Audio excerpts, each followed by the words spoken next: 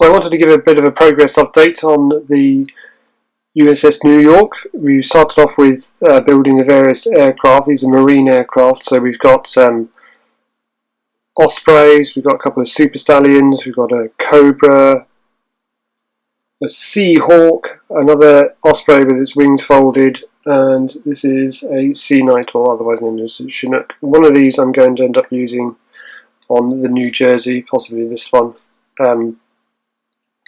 Added to it with a couple of bits of styrene rod for the various fuel tanks. I'm not sure how well it's going to come up on camera.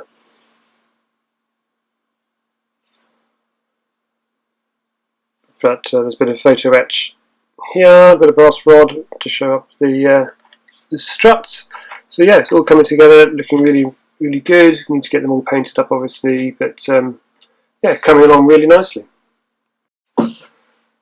Up next we've got a couple of the support craft. We've got two LCACs, an LCU and a couple of the AAV-7 amphibious attack craft. So these are the hovercraft, the LLAC. Quite a few pieces involved in making this, I have to say.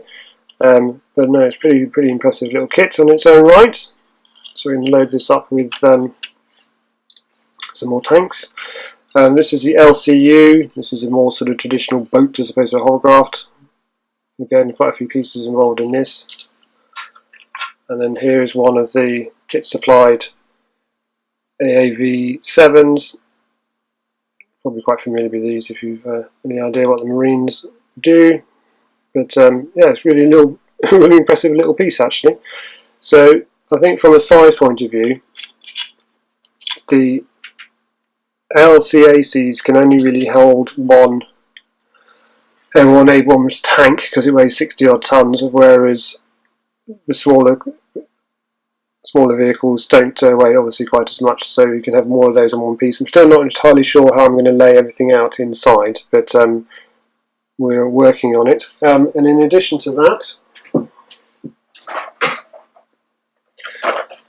this came in the post today. This is a US Marine Armour Accessories kit. So we've got M1 Abrams, Patton tanks and a couple of other bits and pieces. Yes, we've got the M1 Abrams here. These are the Marine tanks, a couple of trucks, some smaller vehicles, more AAV-7s, some smaller type Bradley vehicles, some big old cannons and some Humvees. So this is going to bolster up the various bits and pieces involved. But let's have a look at the actual ship next. So here's the New York, and basically all I've done is sort of laid the top deck section on top of the lower, just to give you an idea of how everything's looking. Glued the foredeck down and the sonar bow here. If you can see that. It's a two-piece actually, a bit hard to put together. And a couple of these pieces along the side here, and then lastly the propeller shafts and the two rudders. But if you take the top off, you can see a bit more what's been happening on the inside. So you have three hull support struts which go in, and then this is the fun bit. So this is the wet deck, or the well deck here, and on top of that you have the hangar bay for the aircraft. They don't really have many aircraft permanently affixed with the New York. The sort of Marines come and go with various bits of kit, but we're going to stick some in anyway. This all comes up. I haven't glued all of it together yet, as you can see. Let's get rid of that.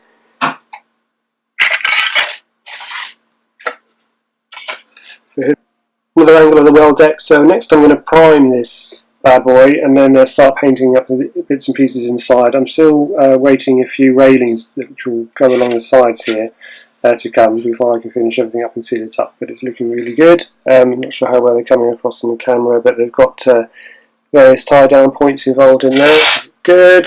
And then onto the hangar deck itself. It's pretty small, there's not a lot inside, but it's quite intricate number of pieces involved, and this will all need to be painted up. So next I'm going to put some primer on this and maybe a few other bits and pieces, and then possibly along the bottom of the hull here to get the plimsoll line and the red hull, and yes, happily watching Battleship while making this. So yeah, lots to do, and we're getting there.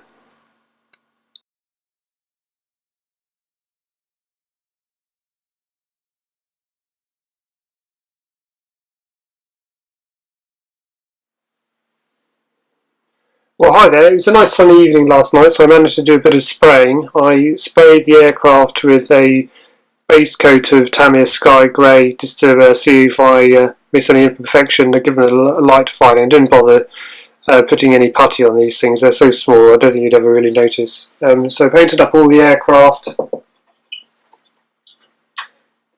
I might need to do a couple more, I've decided, as well as the hovercraft, which looks really good now, I have to say. And the LCU, or the sort of the landing craft, is looking really good. It's amazing how much a coat of colour makes to changing one of these things. It's really impressive. It's going to struggle to focus. A very small Humvee on the amphibious attack craft, on the small howitzers, and even an M1 Abrams tank. So you can imagine they're really small for them sitting on this palm of my hand quite happily. But once they're all painted up, they look pretty impressive. And that wasn't enough, so I thought I'd carry on a little bit more. So if we take the top off here, you can see what else I got up to. I've finished construction on the wet deck and the hangar deck. Sprayed it first with some primer, then a coat of Tamiya Sky Grey, and then finally added the two base colours here. So we've got Native Black, I think it is, and then German Grey. Bit rough and painted because it's going to be really dark in here. You won't be able to see an awful lot. But you can see how it's all starting to come together. So it's these two pieces are now stuck together. It still sort of floats around and wobbles, but it'll eventually be stuck down. And it can give you a bit of an impression of how this thing's going to look when it's all painted up. So yeah, coming along pretty nicely. And as it was such a lovely evening, I thought I'd carry on and do a bit more. So I masked up and spray painted the red hull of the New York. Not really quite sure what's happened, but I managed to get quite an impressive gloss, yet rough textured finish on this. So what I did is, you can see where I masked off. I sprayed it black to start with primer, but it didn't really stick as well as I thought with masking tape. Probably rushed it a bit too long. Sorry, a bit too much. And then I made a mix of about 2/3 hull red to 1/3 flat red for the base colour of the hull, and then sprayed it in 2 or 3 coats. I think I put too much thinners in it, so what's happened is it's really quite rough, which is quite interesting. Didn't really expect that to happen, and I have to say, nitpickers out there, I completely forgot about filling the bow piece, but it's no real great shame, and I don't think I'll really notice in a few weeks' time anyway, to be honest. But yeah, looking really good. I'm really pleased with the way that's come out.